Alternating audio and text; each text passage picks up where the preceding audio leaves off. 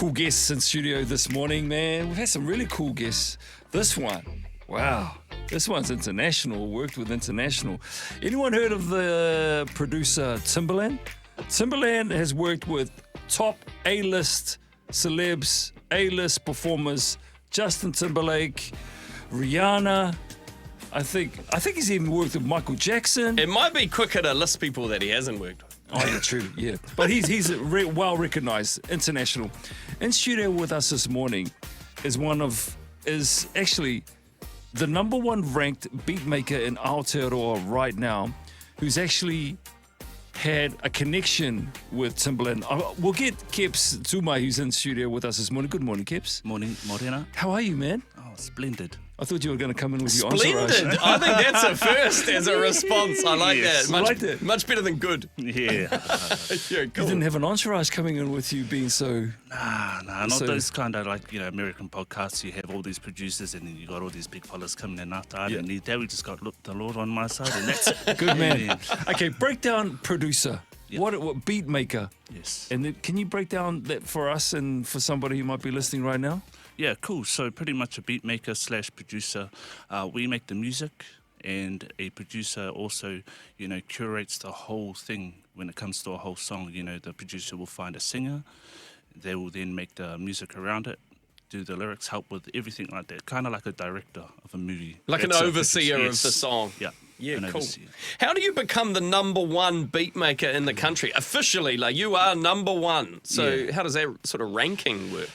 So before the big New Zealand beat battle competition, which is held by Toko or Prestige, that runs Southside Entertainment, they hold an annual beat battle each year, and that's gathering all the beat makers in New Zealand.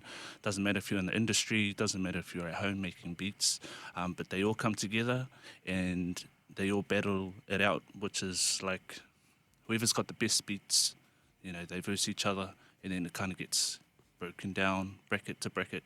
So then the two finalists. Like a knockout tournament. Yeah. Is this live? It's all... Yeah, that one was live. This one was live, but I'd been winning beat battles online.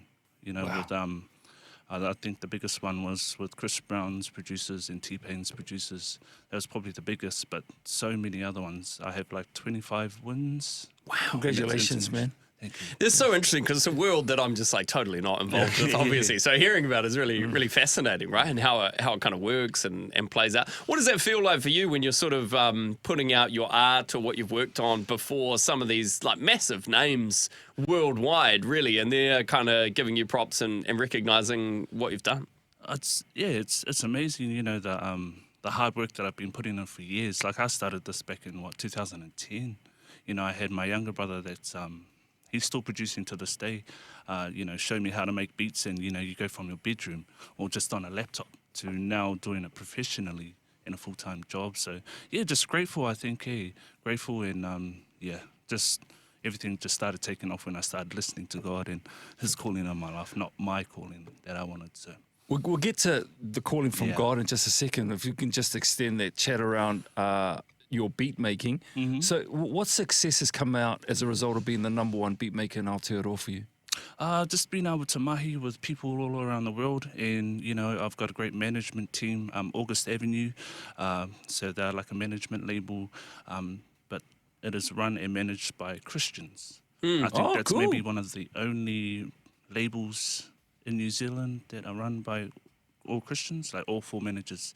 Yeah, part of Equippers, I think one goes to Gateway Church or something like that. So yeah, and on that label, we have Kimbra, we have Sole Mio, all those quite big artists that I will be working with as well. So Who have you worked with, and can you say?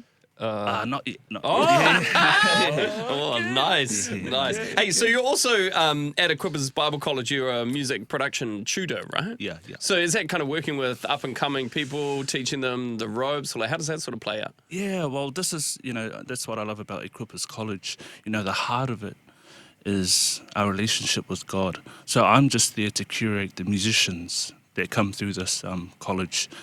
We have two streams. We have the leadership, where that kind of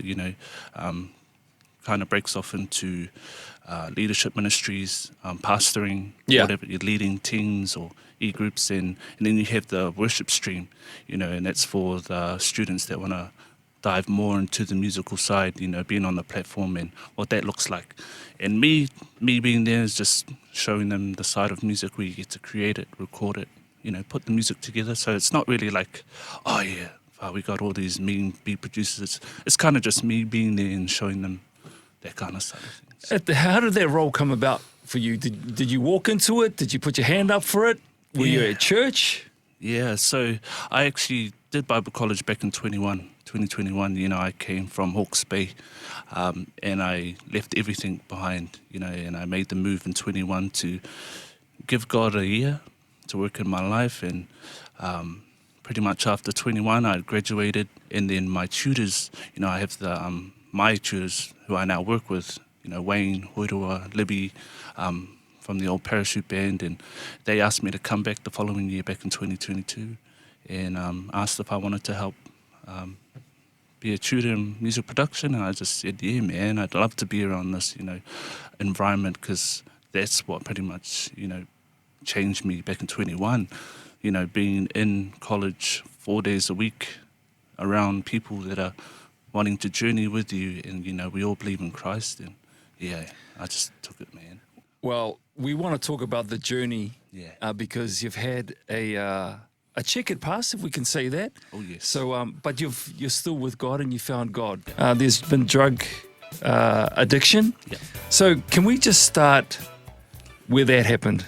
Yeah, of course.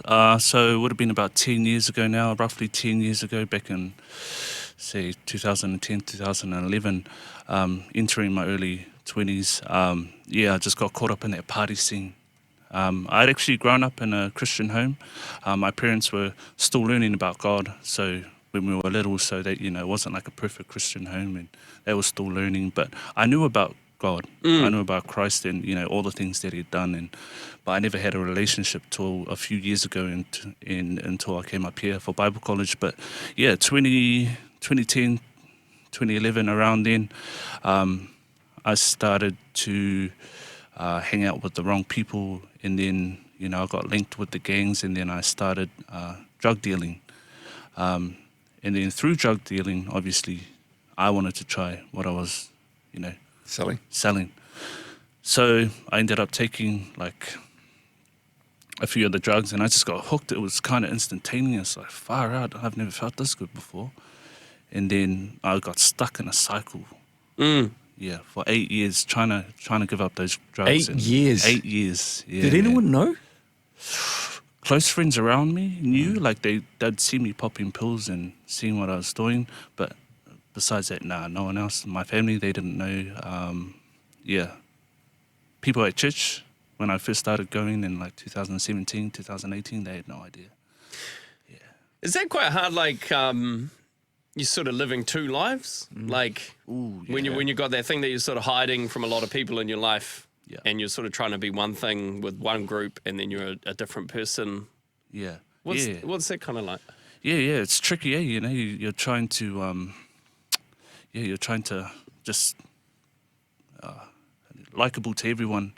All the bros. Oh, Keps, what are we up to on Thursday? Is that us? Yeah, we're drinking. Where we drinking? And I was the go-to guy for like the parties. And we'll drink here, and then we'll go over here. We'll go to this bar and that bar. But then, like, come Sundays, I had a really cool friend that I was actually homeless at one point, and I was studying at EIT. I was studying film, and I was living there. Well, not living, but I was staying longer than I should. Crashing. Yeah, crashing there. For a while, and he would come and hang out with me, which was amazing. He wasn't judgmental. I had my friends come to like the film place where I was crashing, because I also had like this in microphones, and anywhere where there's like microphones, recording booths or music, I was there. So I was just there 24/7, just making music. Yeah. And my friend from church that I'd met came there and just started hanging out, and that's how I kind of got into Equippers Church. And yeah. I was going to ask, who was the one who put the ladder down for you to climb out of all that? Was that your mate? Is he the footballer, the rugby player? Oh, Yeah. Pascal. Yeah. So there's about 3 of them. The first one, my good friend Michaela, I met her through that party time, of about 2010, 2011, and we just briefly talked. I think we were having drinks at a mate's house, but she was there. She wasn't drinking, and she had mentioned, "Oh yeah, I'll go to Equippers Church in Hawke's Bay. You should come." One time, I was probably out of it, drunk, and I was like, "Oh yeah, I'll come." But I think it was a couple of weeks later, she hit me up again. She said, "Oh, hey, Kips, about that convo that we had." I was like, "Oh, true, yeah, sweet." She invited me to a home group, a smaller version of church Yeah. at homes, yeah. But what I thought the home group was like a house party. Oh. Yeah, yes. I said, yeah. Dude, that's us. That's us. You're like Tuesday. Yeah. It seems a bit early, but Yeah, okay. exactly. And I remember vividly, I told her to stop in at the liquor store. She came and picked me up, and we, I was drinking on the way there, and then I get there, and people were praying inside, and I was like, oh, wow. Okay, what's this? I was a little bit like, what did you bring me to? Yeah. But yeah, that was kind of my introduction, and then I started going to other church groups, and eventually to church. She brought me along to church on the Sunday, and that's where I met Koko. His name's Koko, and Pascal, and these 2 were the ones that would just come out and hang out at the studio. They met all my other friends, and they knew I was drinking and stuff like that. And then eventually because I was homeless as well, Koko was living with a Christian family. And they invited me over for dinner and then asked if I wanted to start living with them. Wow. And that's how I got out of homelessness. Wow. And that's how I got incorporated within that church. So with the, we're kind of just scratching the surface of your obviously your life story, right? Yeah. So but with the, the drug addiction and the drinking and stuff, and that stuff's addictive, right? And it's hard to give up. For you, coming out of that place, was that kind of some people have this sort of transformational experience or moment where they're like, that was it, God just took that from me, and I never had a struggle again. And then for others, it's like a real slow, long journey of sort of slowly giving things up and then going a bit backwards and then coming forward again. What was your experience? Yeah, mine was that. Mine was the slow one. I always hear testimonies of people, oh man, I found God and bam, instantly. It's like, man, I wish I had that. That sounds a lot easier. But Yeah, exactly. But it definitely was a journey, Yeah. That's why I was saying going into church on Sundays, but that was the beginning of when I started coming back to God. And it was hard at that stage. I think it maybe took a year and a bit. But as soon as I got to Bible college in 21, when I was out of that environment, out of that city, I didn't have my drug dealer mates living around me because it was... Yeah. Yeah, I was in the middle of Yep. where we were selling and stuff like that. So, I knew no one up here except for the people at church and my old pastor, Pastor Jake, who was pastoring at the church at the time. But he's now pastoring at the Manukau campus. But yeah, it was just really being out of that environment, being in a whole new setting, being around new people. I never had the urges again ever since I've been here. Interesting, I would say, about changing your circle. Yeah. And Yeah. even as you're saying that, you're drawing circles Yeah. with your hands, when Yeah. you talk about groups and who you surround yourself with. Yeah. Any setbacks, bro? Setbacks? Yeah. Falling- Going back. Yeah, falling. No, good. Nah, man. That's awesome. I think it's amazing. First testament to, Equippers Church and the people Sure. you've mentioned and stuff, because a lot of times I think, Christians can almost write people off when they're struggling or they're living a real different life Yeah, to maybe this exactly. ideal sort of Christian walk or whatever, and think, okay, when they're ready, maybe I can invite them to church or whatever. Yeah. But you're talking about people, even, you're drinking on the way to home group type thing. But that's the gospel, man. man. Taking people as they are and introducing them to Jesus. And he's the one who does the work in their life. He's the one who speaks to them, who calls them into something else. Was it Michaela? Yeah, Michaela. That takes a lot of courage because, as Bjorn mentioned, you were drinking on the way there. Yeah. Some people would have gone, "No, that's a lost cause." Yep. I don't know how to do this, but shot Michaela. So it's really timely, I think, and God, that you come in this week being Mental Health Awareness Week. Sorry. No, Oh, wow. it's amazing. Yeah, didn't know? Yeah. It is. It's Mental Health Awareness Week. I think it's really relevant, and God's put you in the studio to be able to talk to someone who maybe someone who's listening right now maybe they're not going through a similar journey. Maybe they are, but maybe they know someone who's going through a similar journey to yours.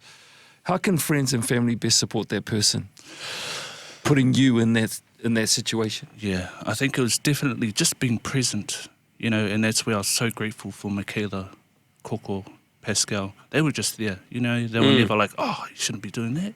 Shouldn't be doing this. Obviously, we ourselves, like, if we're stuck in that, like I was, I knew I was wrong and stuff like that, but I don't need someone to say, oh, naughty. Yeah. And I think it's just loving on. That's what really attracted me to God, to come to churches. God was showing his love through people, through these people. And people in church, you know, I had, when I started coming back to church, you know, I had my mentors pray over me and stuff like that. And just being in a great environment with people like that. So for whānau members or anyone that knows people that have gone through what I've gone through, try and get them around a great community of people. And for me, that was church. You know, it could be AA meetings, anything like that. Yeah. That's awesome, bro. You've had a journey that many haven't had, but thank you for coming in and sharing that with us. All the best to you, Keps. Thank you, All the brothers. best to you, bro, and stay Appreciate it. blessed, brother. Amen. Before you bounce, man, can you beatbox? Nah, not really. I wish I could. Like, give me a laptop. Give me okay. No, I We cannot. could He's go trying to one-on-one. put me. He's trying to put me on the spot. No, do not. Stay blessed, Keps. Yeah.